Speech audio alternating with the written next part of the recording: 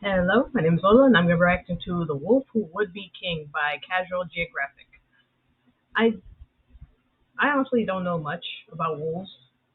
I do like them though. They do look pretty cool. They look like awesome dogs, you know. Uh, which is kind of weird because I'm a cat person. I prefer cats over dogs. Uh, I don't mean that like I hate dogs.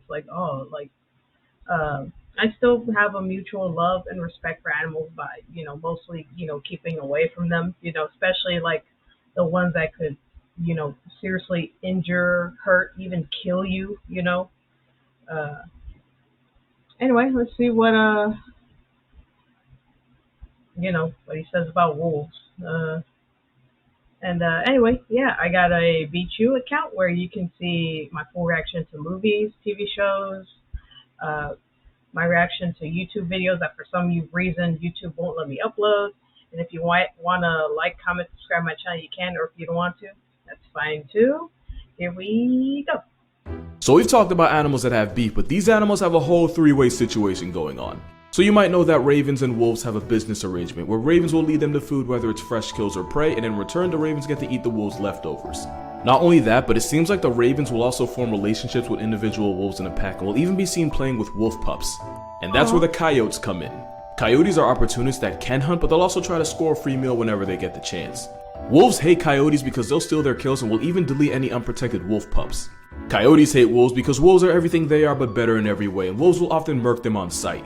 In rare cases, packs of coyotes will attempt to harass and bully lone, injured, or old wolves. Ravens don't mess with coyotes because they're competition. So here's what happens. Coyotes will often attempt to finesse some of the wolves' kill when they're not looking, which can result in ravens basically calling for a hit on them by making these loud alarm calls. These alarm calls get the attention of the wolves, who will then attempt to chase the coyote off. Sometimes they won't stop at just chasing. You're looking at about 5 wolves and 1 less coyote. And somewhere in the desert, roadrunners smoking a wily pack. And since ravens are scavengers, they get to eat what's left of the now life-cancelled coyote. So basically the ravens will snitch on the coyotes to their big brother wolves.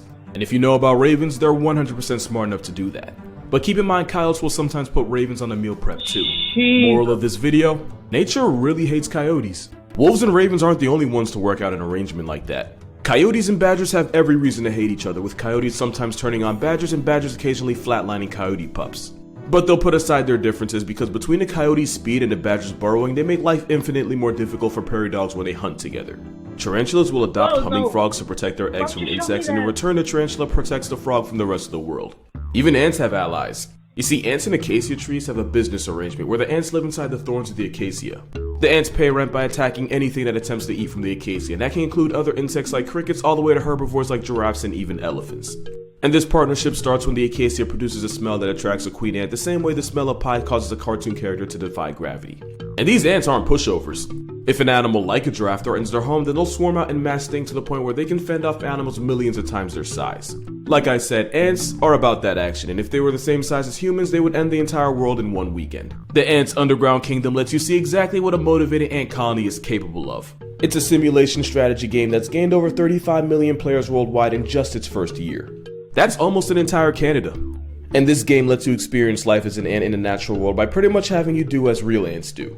You can hatch and develop your own ant army, including a class of special ants with special abilities.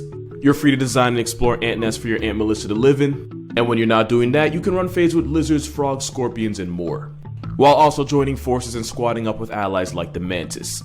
You can rally your ants into battle through PvP, alliance battles, and even crossover battles with players from all around the world. It was awarded the best game changer in 2021 not because of its stunning graphics or enticing battles, but because this game has wrecked my sleep and work schedule more than once. So to play the world's first ant simulation strategy mobile game, download the Ants Underground Kingdom using the link in the description and use my code to get more fun little surprises. Unless you're a YouTuber who has to make a video promoting it, because apparently playing this game until the birds wake up isn't a valid excuse for that video being 2 days late. And with the special summer carnival coming, there is no better time to download other than yesterday. Have you ever heard the story of the Druid Pack?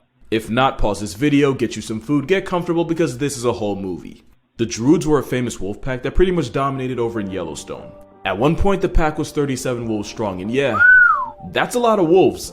At the time, it was one of the largest wolf packs ever recorded. The Druid Pack were the rulers of Lamar Valley in Yellowstone, which was one of the most valuable hunting grounds in the entire area. thanks to the thousands of elk that would pass through Lamar each year, and as a top pack, the Druids got full control of all that real estate. There was also a coyote couple that would scavenge the wolves' leftovers, and the wolves for the most part would tolerate them as long as they weren't too pressed for food. Remember them, they're going to be important later. So for years, the Druid pack would live comfortably off the elk they'd catch as the dominant predators in Lamar Valley. But in life, and especially in the wild, one thing is definitely true. Nothing worth having is easy to keep. Remember when I said there was 37 of them at one point? Well, 2 years later, the Druid pack got hit with a severe disease that did a number on them, severely weakening the adults and even murking some of the pups. But everything changed when the Slough pack attacked. The Sloughs were their rivals, named after the Slough Creek where they originated from. And as the Druids lost members and got weakened by disease, the Sloughs slowly but surely started moving onto their home territory. That escalated to the point where one of the adult female Druids got jumped and turned into a chalk outline by some Sloughs. Later on, another female got erased, and after a winter where no pups survived, the once dominant Druid pack suffered severe layoffs. The pack that once boasted 37 members got cut down to just 4. One of them was a young black male who had only recently joined the pack. He was a lover who made moves on all the females in the pack while also being submissive to all the males. Since he was clearly more of a lover than a fighter, researchers nicknamed him Casanova. Don't forget him, he's going to be important later. At this point, they were clearly outnumbered, and after nearly getting turned into past tense by the Sloughs, what was left of the Druids basically got evicted from Lamar Valley, and they were forced to move to an area known as Cache Creek, leaving the wolves from Slough Creek as the new top pack in the valley. Now remember that coyote couple I told you about? What I didn't tell you is that they were actually expecting pups in the spring. And with groceries low with pups on the way, that's probably why the father ended up doing what he did next. Viewer discretion warning, this might hurt your feelings. Now remember how I also said the Druids would somewhat tolerate the coyote scavenging? Yeah, the Sloughs were not about to let that slide. When the father coyote tried picking off their food as usual, the new landlords wasted no time and jumped him. The Slough pack chased him down and proceeded to maul him into a hashtag, all while his pregnant mate could only watch from a distance. With the Sloughs being very much anti-coyote, the now single mother had no choice but to abandon the valley and find a new place to have her pups. Cause having them in the valley with the Sloughs in charge would just be abortion with extra steps. But don't worry, this isn't the last we're gonna see her. But yeah, with no Druids or coyotes, the Sloughs were now fully in charge of Lamar Valley. But like I said, nothing worth having is easy to keep. An unknown disease believed to be either parvo or distemper rocked the Slough Creek pack and rocked them hard. Like to the point where out of like 15 pups, I think only like 3 lived. And it wouldn't help when the Sloughs would soon get a taste of their own medicine when they were attacked by another pack. Not only did this mysterious pack delete some of the Sloughs, they actively kept them from feeding their pups by blocking them from the den. As a result of that and the virus, none of the Slough pups made it. And with the Sloughs' numbers dropping the way as gas prices would, they had no choice but to retreat back to their original territory. And with no wolves in the valley, guess who stepped up? For a short while, coyotes actually became the dominant predators in the valley with no wolves to check them. Speaking of coyotes, remember that pregnant mother coyote who watched her partner die in front of her before getting run out the valley herself? Well, that story actually has a happy ending. She actually ended up successfully raising all 3 of her pups after she was evicted from the valley. And she did it as a single mother. But whatever happened to the Druid pack? Well, remember Casanova, the flirt of the group?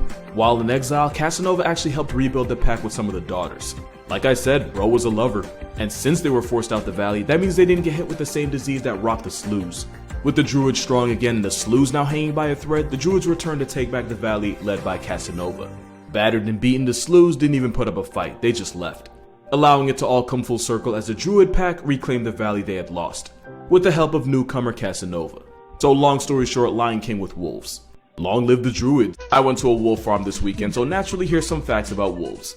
They're born with blue eyes that become some shade of yellow after a couple months. Wolves are born blind and deaf and are Helen Keller to the world around them for the first 2 weeks. There is no such thing as an alpha wolf, since a wolf pack is really just 2 mating wolves and a couple generations of their children.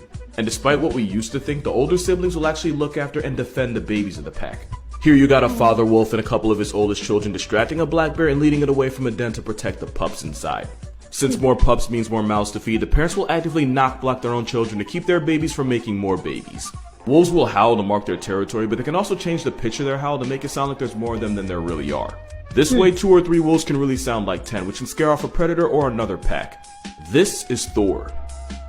I like Thor. When resources are high, wolf packs will sometimes temporarily join together. In 2011, a super pack of 400 wolves ran through Russia and allegedly murked 30 horses in only 4 days. There's never been a case of a healthy wolf murking a human in North America. Like, ever. You're more likely to get crossed off the census by a squirrel. Also, I went to Howling Wolves Farm in New Jersey. No sponsor, I just love them that much. Oh yeah, coy wolves are a thing. They're taking over, and that could be a problem. Now, normally coyotes and wolves hate each other with every kind of prejudice. But with the wolf population nearly getting put in the gulag by a certain hairless primate, some wolves decided that a coyote was their last option. To be fair, weirder things have happened. Just ask the growler bears. This wolf-coyote collab resulted in a canid with both parents' DNA, which is why we now have coy wolves. And most coy wolves have some dog in them, and that I can't even explain. Now here's why it could be a problem. Wolves are fluffy tanks, but they're naturally afraid of people. Coyotes are born giving less of a but they're not really big enough to really be a threat unless you're like somebody's cat. Mixing them together is like playing Jurassic Park with puppies. So what you have now is an animal that isn't as afraid of people as wolves and can live around people while also being bigger than a normal coyote. To be fair, they're not really that dangerous to people and would still rather avoid you than fight you. Your pets are a different story with a worse ending. But in their defense, the only reason they exist is because we drained the wolves' dating pool to the point where they had to start piping coyotes. One thing about nature, she bites back. Don't act like you didn't hear me. Yes, growler bears are real, they're coming, and they might just be getting started. And yeah, it's exactly what it sounds like. Grizzlies and polar bears piping each other and producing a growler bear. Or a pizzly, it depends. Basically, if the father's a grizzly bear and the mother's a polar bear, then you'd call the cub a growler bear. But if the daddy's a polar bear, then you'd call it a pizzly. And just like with the coy wolf in America, this one's on us too. Basically, as temperatures keep rising, grizzly bears keep wandering further up north. At the same time, polar bears have to travel further south for groceries since the sea ice to depend on to hunt seals is becoming just sea. So as the two bears end up in each other's area codes, the more they collab and create these hybrids. Now this hybrid is usually bigger than a grizzly, but smaller than a polar bear. And despite being a hybrid, it seems these mixed bears act more like polar bears. Yeah, that might not be a good thing. Now normally grizzlies and polar bears are on sight with each other, like to the point where one might attempt to eat the other. But just like how coyotes and wolves hooked up and created the coy wolf, again because of us, grizzlies and polar bears might end up making a whole new bear. We effed around and now we finna find out. We've all had this question at one point, and if you say you haven't, you're a liar. That question being, if we weren't here, what animal would run the world? You know what? This might be a hot take, but I really think we are one Thanos snap away from seeing crows in a driver's seat. Crows, ravens, corvids in general, they're all too smart for anyone else's good, and one day they're gonna turn on us, and it's gonna be bad. I'm not gonna talk about the fact that ravens are low-key domesticating wolves the same way we did. Or that crows have the intelligence and a problem-solving ability of a 7-year-old. And you probably already know that crows are smart enough to drop nuts on crosswalks, pause, let a car run over it, and then wait for the walk sign to go claim their prize. Not only are crows smart enough to use tools, some scientists say the Caledonian crow has entered its own stone age. And while crows can't recognize their own reflection, they do understand how mirrors work. Basically, in an experiment, crows are able to find an object not in their direct line of sight by using its reflection in a nearby mirror. Not only can crows and ravens remember faces for years, but they'll go on to teach their kids not to mess with you. Both ravens and crows can hold grudges, especially if they feel like they've been wronged. When a crow sees another dead crow, it'll call out to its other crow bros and they'll investigate the cause of its death to make sure the area is still safe for them. They're even smart enough to have self-control. In another experiment, crows were willing to deny a piece of food if doing so meant they got a bigger reward down the line. And I'm just realizing this, but that also means crows and ravens can plan for the future.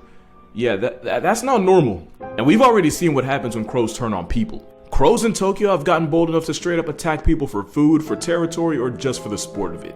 They'll even go as far as to purposely take aim and drop deuces on people. Those same Tokyo crows have memorized the garbage schedules of different parts of the city, so when crows pull up, it's not by accident. There's a reason why Rick chose crows. One day we're gonna get real life Hitchcocked and it's not gonna be good. I just realized something kind of interesting. We all know parrots can talk, it's not exactly groundbreaking.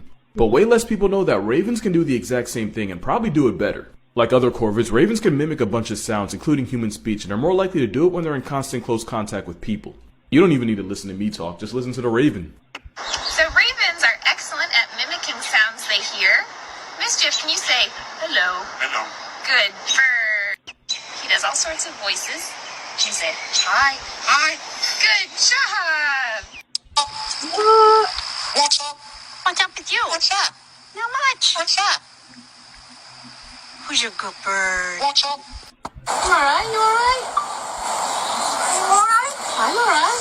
You alright? You alright? I wonder how many people got put in mental hospitals because nobody would believe the voices in their heads were actually a bird. Matter of fact, at one point that would probably get you a lobotomy. Yeah, that was insane. What? I never knew that. Ravens can talk. Oh my god, that is insane, man. Oh, that is legit. Oh my god, creepy, yo. And oh my god, man, that whole story of the wolves and the coyotes, like, oh my god, I was almost about to cry. Like, my god. Especially that part where Man, the pregnant mate, all she can just do is just watch as her mate gets slaughtered and just get ripped apart, man. It's so messed up. But at least she was able to have all her pups and raise them and all that. Like, yeah, that's crazy, man. Anyway, yeah, that's my reaction to The Wolf Who Would Be King by Casual Geographic. Everyone, take care of yourselves and each other, and I'll see you in the next one. Bye.